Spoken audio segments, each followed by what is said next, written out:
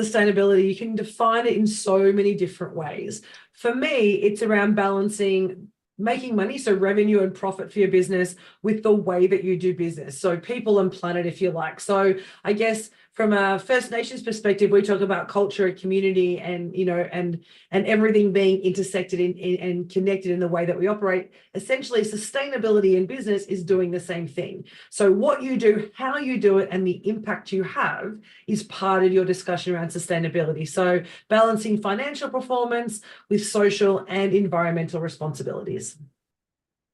I love that. I really love that explanation. And I also think it's about doing it thoughtfully.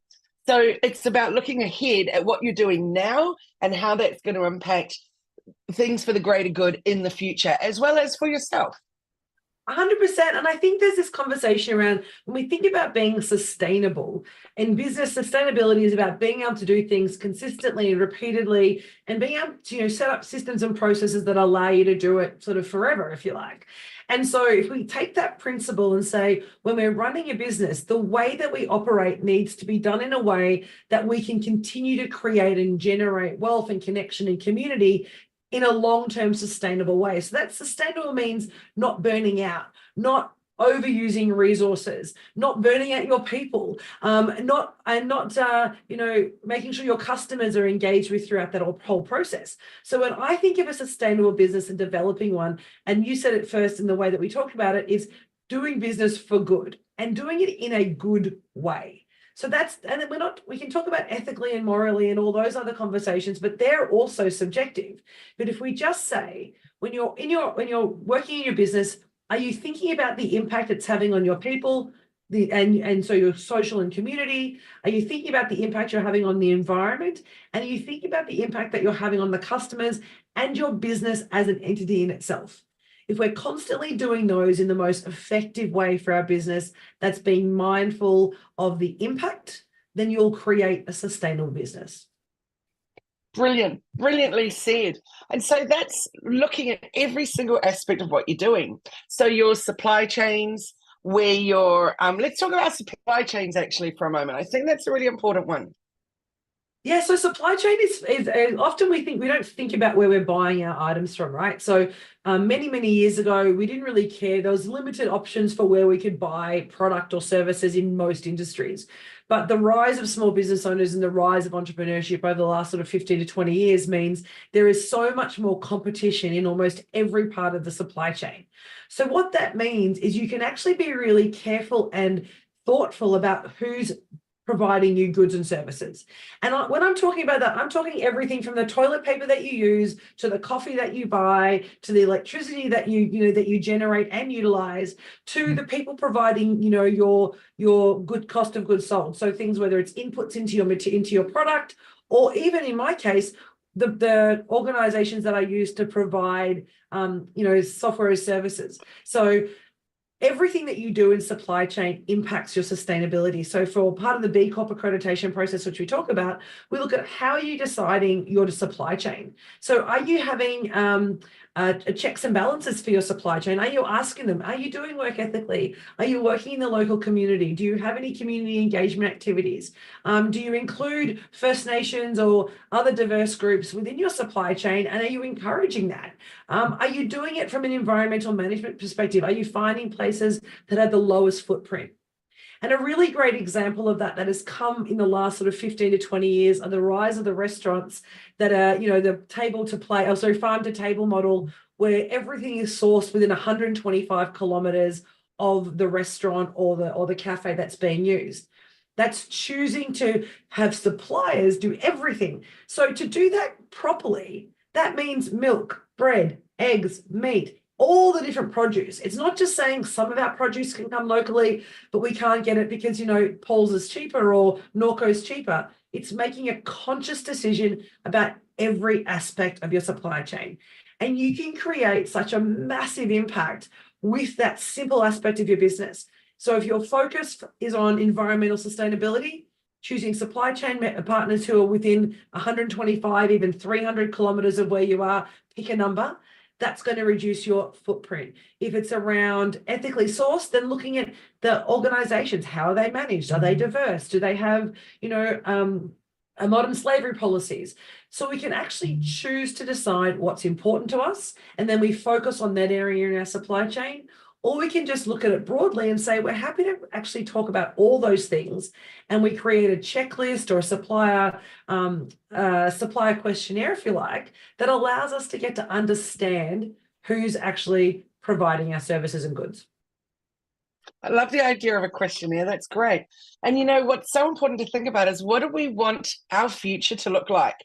So in terms of our supply chain, are we, even for our printing your business cards or your flyers or your banners or whatever, are you doing it with a company that goes offshore? And then even just looking at the footprint of that, getting that stuff here, compared to using a printer in your local area and supporting, you know, as they're known in the States, a mom and pop business. So what are we trying to make our future look like? And do we want a future where we still have shops in the main street? Or do we want a future where really it's all gone online and we don't have options to step into? Or are they just going to be giant Kmarts everywhere we go? It's, you know, I'm pretty sure most of us actually do enjoy a locally owned store.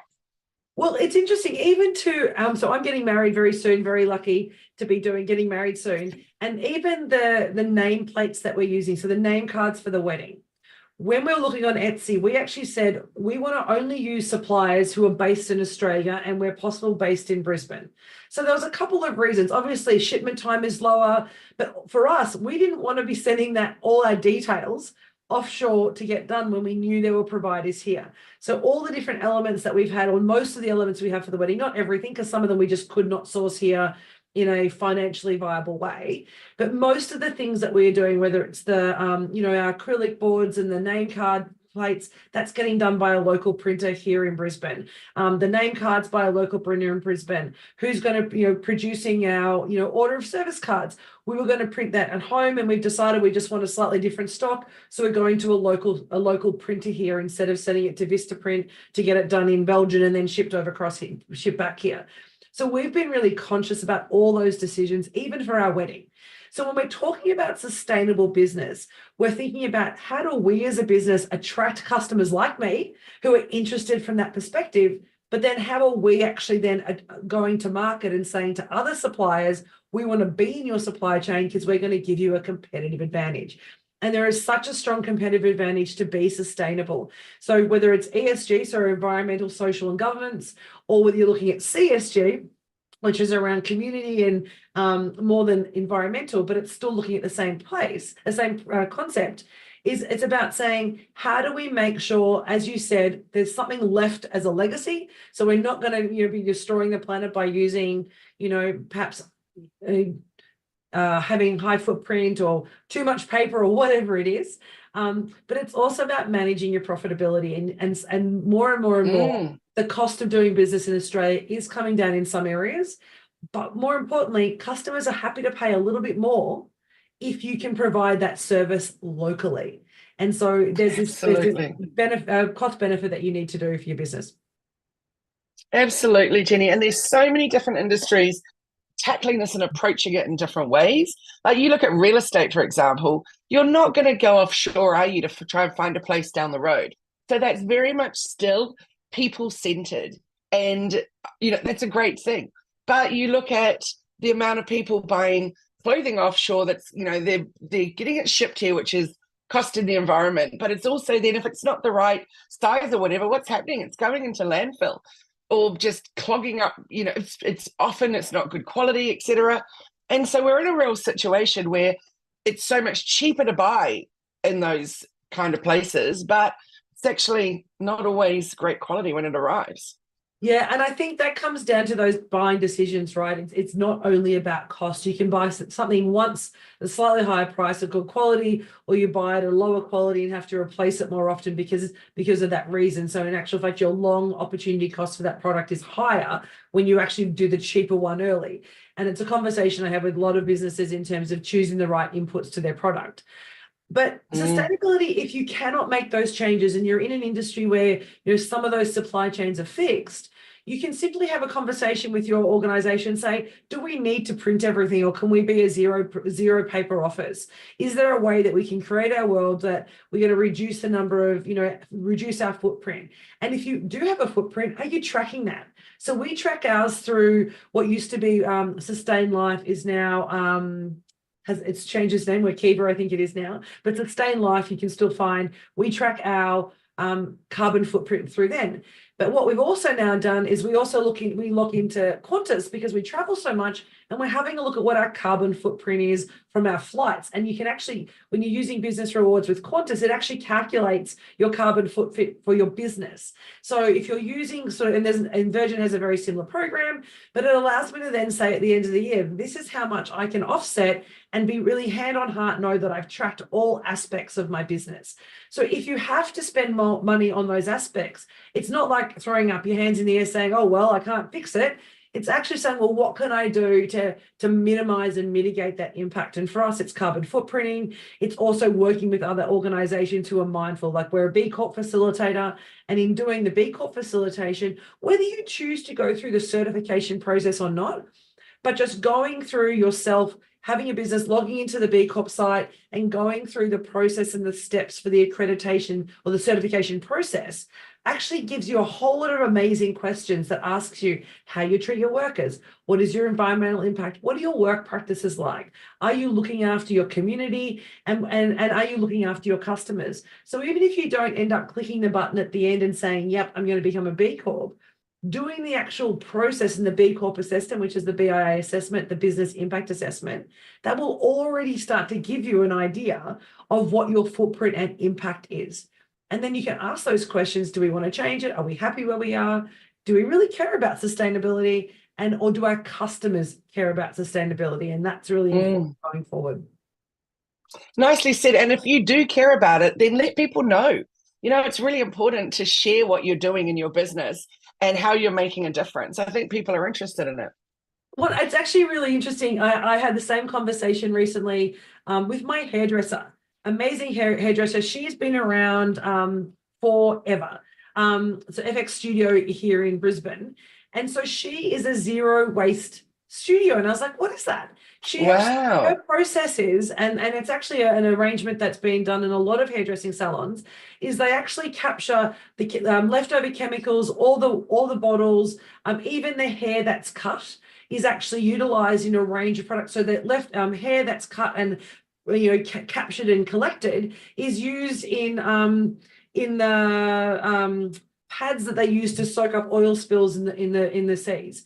And leftover chemicals are rinsed out, and the water that's recycled from that is that they use from that is actually used to water local garden beds for councils, and then the plastic is recycled. So she, as a salon, is a zero waste salon, and she pays a small amount of money for every customer to allow her to maintain that accreditation. She doesn't tell anybody. And I'm like, why don't you tell it? Because she's like, she needs to. I know. But she said, I'm already busy. I'm already booked. I don't need to, because it's just what I do.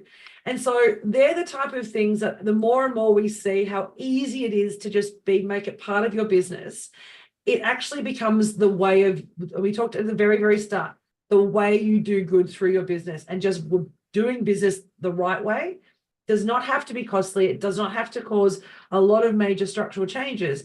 It's just asking, am I making the right decision? And is this going to be sustainable for my community, my planet, and my business? And if the answer is yes, then it's a simple answer to make the change. Brilliant, Jenni. So I've put a challenge out to everyone listening. Look at your business. Do, like Jenni suggested, of a checklist or a questionnaire to your suppliers, but take a look at what you're doing and what you could do differently. Definitely. Let's all just make one change. Yeah, and if everybody made that single change, it would make a profound impact across the world, whether it's from a supply chain, whether it's not printing as much, or whether it's choosing a locally sourced supplier, 100%. But I'm very mindful that this is a topic that we could talk for hours on, and I often do as a Big Corp facilitator. But next week, we're going to continue this conversation and talk a little bit more about sustainability next week and then the week after that. So I'm really excited about continuing these conversations over the next couple of weeks. Me too, Jenny. Well, I look forward to seeing you next Monday. And of course, this Friday in Brisbane. I'm At the flying back to grocery. Australia on Wednesday, and I'll be seeing you in Brisbane on Friday. And we're so excited to have you back here. And I'm home for us, but I know New Zealand's home for you. But it'd be so wonderful to have you back here. We're looking forward to, for everybody, make sure you reach out to Kylie on hellomedia.team website, everything you can find, all her socials, connect with her there. And for me, you can connect with me via eitrconsulting.com or Elephant in the Room AU on our socials. Thank you for tuning into this episode of Bite Size Live Business Podcast. Be sure to subscribe and follow us so you don't miss any future episodes. We look forward to talking to you then. Thanks, everyone. Have a great week, and we'll see you soon. Awesome. Thanks so much.